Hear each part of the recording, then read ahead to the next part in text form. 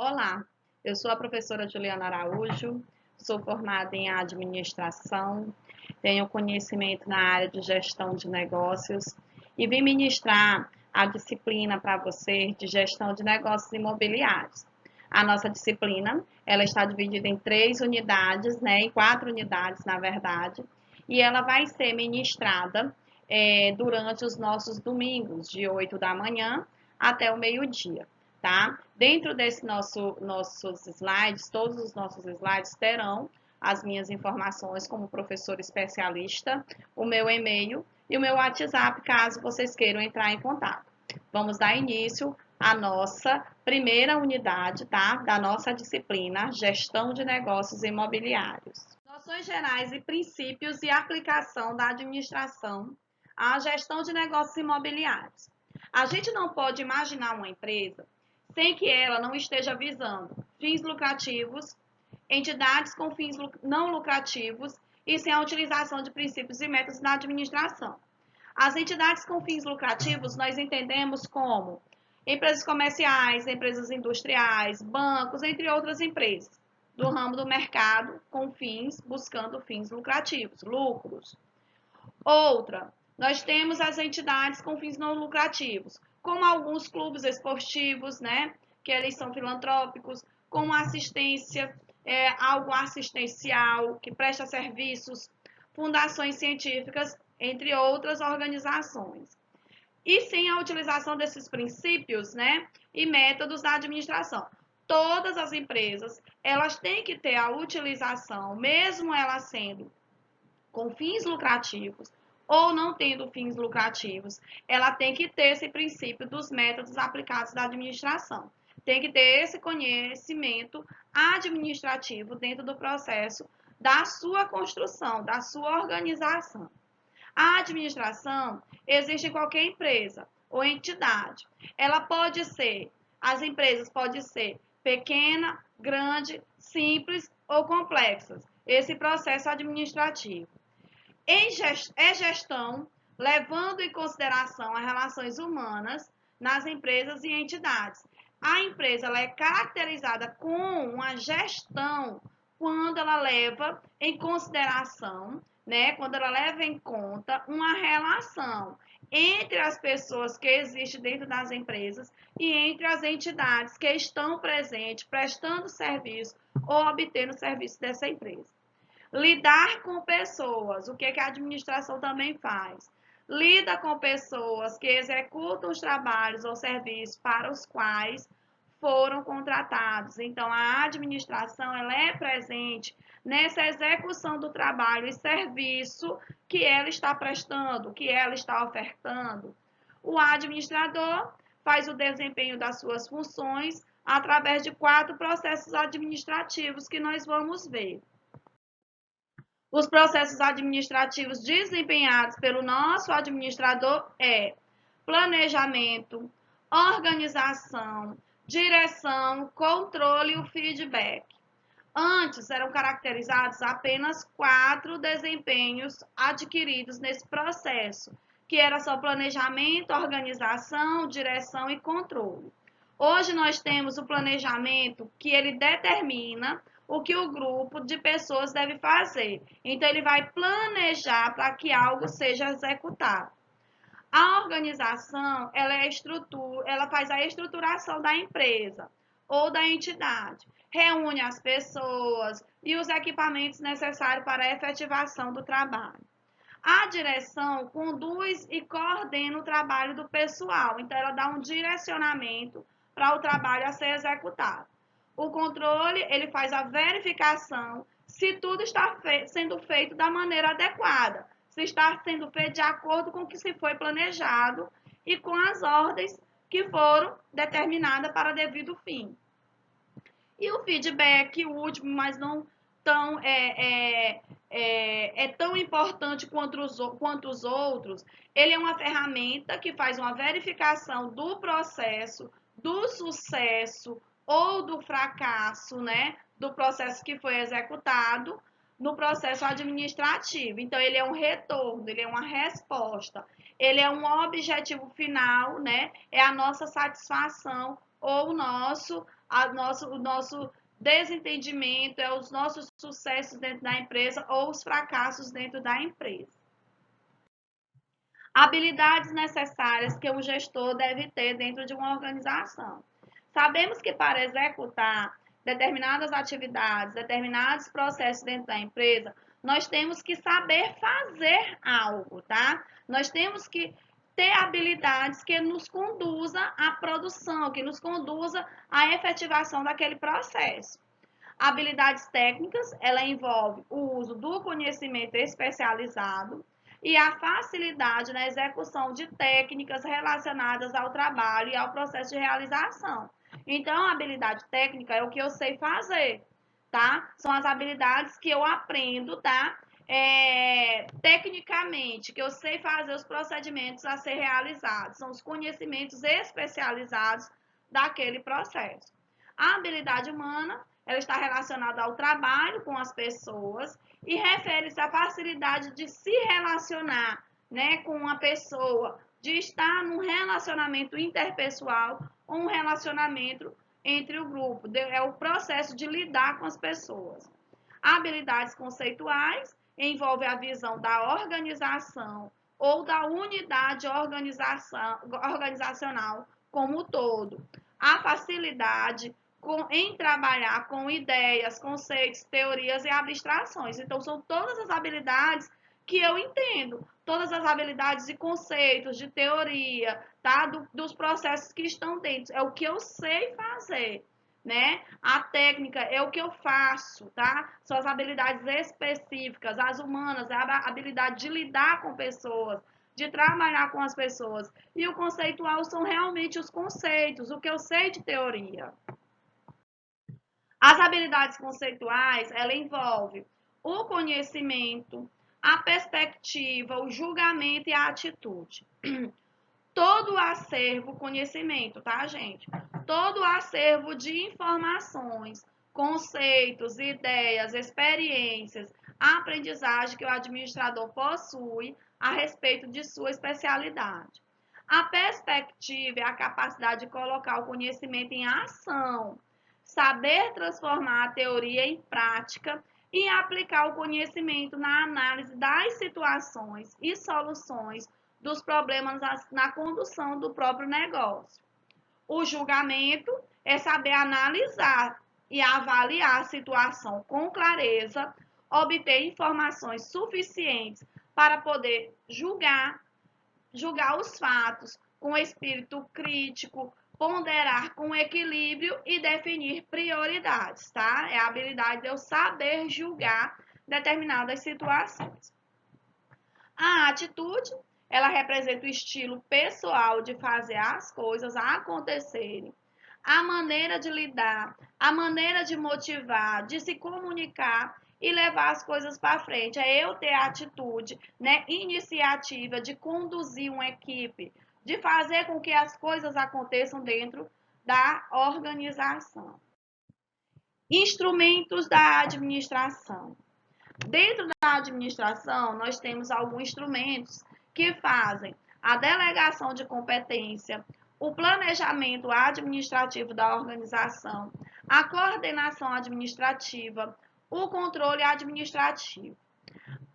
A delegação de competência, ela é um instrumento de descentralização, onde não há só uma pessoa trabalhando naquela função, tá? Eu vou delegar atividades, eu vou delegar tarefas, ampliar a organização, o organismo administrativo. Não vou direcionar uma determinada tarefa apenas para um determinado profissional. A tarefa vai ser dividida para vários profissionais. Planejamento administrativo é o estabelecimento de planos, programas e projetos com o objetivo de racionalizar a ação administrativa. Coordenação administrativa é o acompanhamento ou supervisão do trabalho administrativo, tá? É uma coordenação com vistas a superar falhas, impedimentos, né? Falhas e impedimentos dentro da organização através de uma orientação eficaz. Então, eu vou coordenar o trabalho, eu vou ensinar esse trabalho, fazer um acompanhamento. O controle administrativo é a fiscalização rotineira da administração, tá? É a fiscalização da rotina administrativa, a fim de evitar o quê? Transtornos ou desencontros, desconfortos também dentro do processo, desencontros nos roteiros que foram organizados previamente, planejados, ou atividades administrativas. Organização. Organização é a coordenação de diferentes atividades de contribuintes individuais com a finalidade de efetuar o quê? Transações planejadas com o próprio ambiente. Esse conceito ele é utilizado, a noção tradicional, né? Utiliza essa noção tradicional de divisão de trabalho ao se referir às diferentes atividades e à coordenação existente na organização. E se refere o que? Às pessoas como contribuintes, como estando contribuindo para as organizações, em vez de estarem elas próprias, as pessoas totalmente dentro das organizações. Então, as pessoas contribuem com a formação e com a construção dessa organização. Toda organização atua em determinado meio ambiente, em um local, e a sua existência e sobrevivência dependem da maneira de como elas se relacionam com este meio, ao meio em qual ela está, tá? Temos que ter todo aquele cuidado com a conservação ambiental do local. Ela deve ser estruturada e dinamizada em função das condições e circunstâncias que as características do meio em que elas vivem, a forma como elas operam dentro desse meio. Então, a organização ela é um ambiente que ela deve ter pessoas, mas pessoas coordenando e atuando dentro desse processo organizacional, mas com responsabilidade, principalmente com o meio ao qual ela está inserida. Desenvolvimento organizacional. O desenvolvimento organizacional, ele adota uma posição antagônica, né, anterior a esse conceito tradicional de organização, salientando, né, dando ênfase às diferenças fundamentais existentes entre os sistemas mecânicos, os sistemas orgânicos, sendo que o sistema orgânico permite uma conscientização social dos participantes ao qual estão inseridos neste meio. Cultura organizacional. A cultura organizacional é a maneira costumeira ou a maneira tradicional de pensar e fazer as coisas compartilhadas em grande extensão por todos os membros de uma organização. Então, é a maneira como eu faço, é a maneira como eu penso, é a maneira como eu estou agindo e compartilhando esses processos dentro da organização. E que os novos membros, eles devem o quê? Aprender e aceitar para serem aceitos no serviço da empresa, no serviço da organização. Então, essa cultura organizacional é tudo aquilo que eu faço dentro daquela empresa, são os costumes, né? É a própria cultura que está dentro daquela empresa. E quem vem chegando vai começando a aprender e a se habituar, né, ao processo de desenvolvimento do trabalho naquele meio. Ele representa as normas informais e não críticas, são as normas que eu crio, tá? São os costumes, não normas oficiais formalizadas. São normas não formais, são normas informais e não escritas, que orientam o comportamento do membro de uma organização no dia a dia, no decorrer do dia a dia, e que direciona suas ações para o alcance de objetivos organizacionais. É a melhor forma de se trabalhar, são formas criadas para se adaptar ao serviço, ao trabalho. Os aspectos da cultura organizacional não são percebidos com facilidade, eles são sim percebidos com facilidade e são denominados aspectos e abertos, enquanto outros são de difícil percepção e são denominados informais e ocultos. Então, são aspectos abertos, aqueles que eu consigo identificar e aqueles que eu não consigo perceber são considerados informais e ocultos. A cultura organizacional tem o seu objetivo, onde toda a organização existe com uma finalidade de fornecer alguma combinação de produto e serviço para algum tipo de cliente, usuário ou mercado. Então, ele tem um objetivo, a sua finalidade é estar produzindo, é estar contribuindo, é estar prestando serviço para algum tipo de beneficiário, né? Para algum tipo de cliente, para algum tipo de usuário. Por exemplo, uma empresa montadora de veículo produz e comercializa ônibus, caminhões, peças e componentes e presta serviço como o quê? Como assistência técnica, como treinamento de pessoas em suas concessionárias. Então, ele tem tudo isso. Ele tem o cliente, ele tem o produto, ele tem os componentes do serviço, ele presta o serviço de assistência técnica, né? Essa empresa ela é bem complexa. Então, nós estamos em um mercado em que ele está ofertando tudo dentro de uma só organização. Então, essa organização faz o quê? Ela produz, ela comercializa, ela vende, né? Comercializando, ela presta serviços, ela dá treinamento, então é uma empresa bastante diversificada, né, dentro do mercado. Ainda na cultura, nós temos os recursos, onde as pessoas são o principal recurso de toda a organização. O material humano é a principal fonte das nossas organizações, né?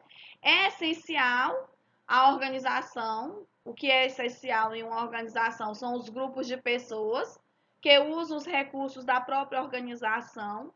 Os recursos materiais são os espaços, as instalações, as máquinas e equipamentos, e a gente tem os recursos intangíveis, como tempo, como conhecimento, aquilo que eu não é palpável, mas tem dentro da empresa, que é tudo aquilo que eu aprendi, que é o tempo que eu estou dentro daquela empresa. Dentro da cultura organizacional, nós temos também o processo de transformação, que é por meio do processo de transformação que a organização transforma os recursos para produzir os resultados que ela deseja. Um processo, ele é um conjunto ou uma sequência de atividades interligadas, como começo, meio e fim. Todo processo, ele tem uma sequência. Ele tem o seu início, ele tem o meio e tem o fim da sua utilização. De utilização de recursos, né, como trabalho humano, equipamento, para fornecer os produtos e serviços adequados. Um processo, ele é a estrutura de ação de um sistema. E todas as organizações podem ser desmembradas em processo, elas podem ser desmembradas de etapas, né, de processos, onde essas etapas têm que ter um começo, um meio e um fim de suas atividades. Dentro da cultura organizacional, nós ainda temos a divisão do trabalho, onde dentro da divisão, uma organização, cada pessoa, bem como cada grupo que está dentro dessa organização, realiza tarefas específicas que contribuem para a realização do objetivo final da empresa, que é a obtenção dos lucros, que é a venda dos seus produtos. A divisão do trabalho é um processo que permite superar as limitações individuais por meio da especialização. Quando se juntam as tarefas especificadas, realizam-se produtos e serviços que ninguém conseguiria fazer sozinho. Então, a gente tem essa divisão do trabalho, muitas vezes, quando a gente trabalha em uma linha de montagem.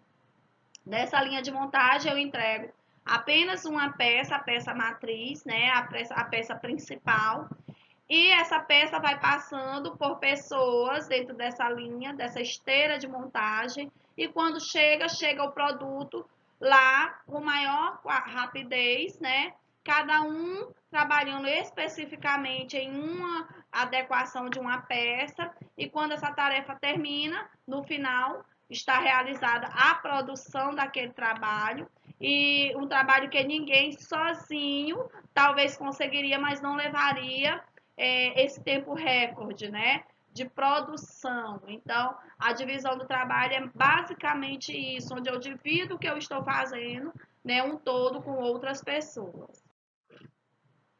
Henry Fayol, a gente não podia deixar de falar, em meados do século, da segunda revolução industrial, no ano de 1916, o engenheiro Henry Fayol, nascido em Constantinopla e naturalizado na França, apresentou sua proposta de uma doutrina administrativa, né? De uma doutrina onde falava dos processos administrativos. Justificou o seu estudo com o objetivo de facilitar as questões gerenciais de uma empresa, sejam elas industriais, sejam elas militares, ou de qualquer especificidade, de qualquer índole. Seu princípio, suas regras e seus processos devem, pois, corresponder tanto às necessidades do exército, né, que naquela época tinha bastante ênfase, quanto nas atividades das indústrias. Os princípios de aplicação da administração à gestão de negócios imobiliários. As funções, esses princípios e as funções são básicos da administração de Fayol, onde ele dividia em técnicas, que era ligada aos processos de produção de bens ou de serviços da empresa, os comerciais, que eram ligados às compras, às vendas feitas dentro da empresa, financeiro, que está ligado à gestão de recursos financeiros da empresa, de segurança, ligado à proteção, à prevenção dos bens patrimoniais da empresa, também das pessoas que estão presentes nesta organização. Os contábeis estão ligados aos registros, aos balanços, custos, inventários e estatísticas, e o administrativo, ligado aos processos de integração entre o gestor, entre a cúpula, elas coordenam e sincronizam as demais funções de dentro de uma empresa. Dentro da organização, nós temos 14 princípios que Fayol falou sobre esses processos administrativos, princípios gerais da administração de Fayol. Nós temos a divisão do trabalho, onde essa divisão do trabalho é uma especialização das pessoas e das tarefas que visa o aumento da eficiência do trabalho. A autoridade e responsabilidade faz a definição que dará a ordem e quem as obedecerá. Então, são todas as autoridades dentro da empresa, né? As responsabilidades, que define a necessidade de prestar conta e é uma consequência da autoridade. As duas autoridades e responsabilidades sempre estão juntas. Então, se eu autorizo, eu tenho responsabilidade de assumir todos os erros e todos os acertos dentro de uma organização. Disciplina, atitude, foco e respeito à hierarquia na atividade definida. Unidade de comando, cada empregado deve receber o comando de somente um coordenador, ou seja, a autoridade única, a autoridade apenas de uma pessoa. Unidade de direção, um único plano que visa atingir um objetivo previamente definido por um conjunto de pessoas. Então, é a unidade do plano a visar atingir um objetivo.